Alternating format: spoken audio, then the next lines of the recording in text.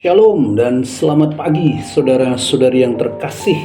Pada hari ini, hari Kamis dalam pekan biasa yang ke-27, kita diajak untuk merenungkan tentang sebuah kata dalam bahasa Yunani, anaideia, yang muncul dalam Injil Lukas bab 11 ayat 8, merupakan Injil hari ini, yang sering kali diterjemahkan sebagai ketekunan atau persistensi.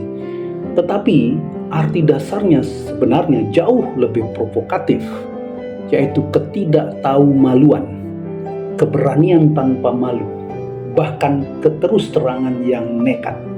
Nah, saudara-saudari, Yesus akan mengajarkan bahwa doa bukanlah basa-basi sopan di hadapan Allah, melainkan keberanian anak kecil yang mengetuk pintu tanpa henti, yakni bahwa Bapaknya tidak akan menolak.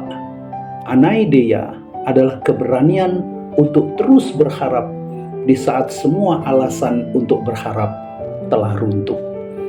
Saudara-saudari, umat Israel bersungut-sungut di dalam kitab Maleaki yang merupakan bacaan pertama hari ini, sia-sia saja beribadah. Orang jahat hidup senang, orang benar tidak lebih untung.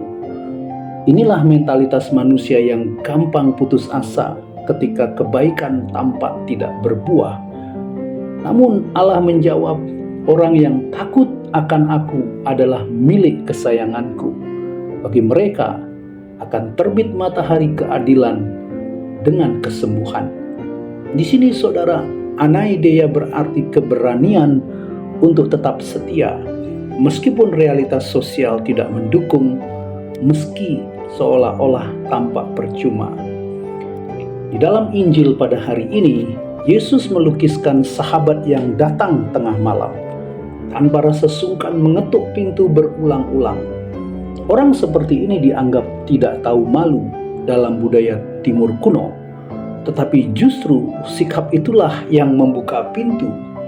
Yesus menegaskan doa sejati adalah doa yang berani, jujur, dan penuh kepercayaan.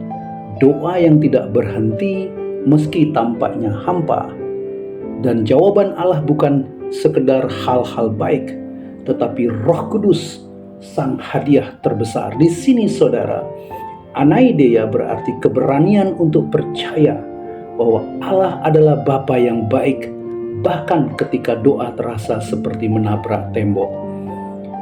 Dalam Mazmur tanggapan yang diambil dari Mazmur 1, digambarkan orang benar sebagai pohon yang berakar di tepi aliran air. Pohon itu tidak hidup dari sensasi instan, tetapi dari ketekunan akar yang menyerap air sedikit demi sedikit dalam kesunyian. Anaideia di sini adalah keberanian untuk menaruh kepercayaan hanya pada Tuhan, melawan arus budaya sekam yang cepat terbang namun tanpa akar. Nah, saudara-saudari yang dikasihi Tuhan, kita hidup di zaman yang serba instan.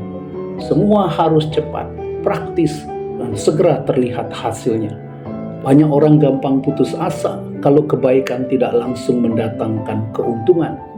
Ada pula yang overdosis, penyembahan diri hanya mau instan, yang memuaskan ego yang segera terlihat di media sosial. Dalam dunia seperti ini, anaideia menjadi sikap batin yang radikal. Shameless trust, berani berharap pada Tuhan meski tidak populer, meski ditertawakan. Shameless fidelity, tetap setia pada nilai-nilai Injil meski dianggap bodoh. Shameless prayer, terus berdoa meski doa tidak langsung menghasilkan apa-apa. Anaideia adalah spiritual resistance, melawan mentalitas dunia modern yang cepat menyerah, cepat puas pada hal-hal yang semu. Nah, saudara-saudari, anaideia bukan sekedar keberanian meminta, tetapi merupakan gaya hidup beriman, menolak untuk putus asa ketika dunia berkata percuma, menolak untuk diam ketika doa belum terjawab, menolak untuk ikut arus sekam, dan sebaliknya menanamkan akar dalam Tuhan. Dengan kata lain, anaideia adalah keberanian anak-anak Allah untuk hidup dalam percaya, setia, dan penuh pengharapan dalam dunia yang serba instan, rapuh, dan narsistik. Semoga kita bisa menjadi anak-anak Allah yang terus-menerus percaya, setia, penuh pengharapan, meski kita dikurung oleh mentalitas dunia yang instan. Mari saudara-saudari, saya undang Anda dan saya untuk berdoa. Tuhan, berilah aku hati yang berani seperti anak kecil, hati yang tidak tahu malu untuk terus mengetuk pintu hati-Mu, hati yang tidak mudah menyerah ketika kebaikan tampak sia-sia, hati yang berakar dalam Engkau, bukan pada ilusi dunia. Jadikanlah aku sahabat-Mu yang setia, yang hidup bukan dari sekam instan, melainkan dari Roh Kudus yang Kau sematkan sebagai hadiah terbesar. Amin. Tuhan memberkati Anda dari negara. Shalom.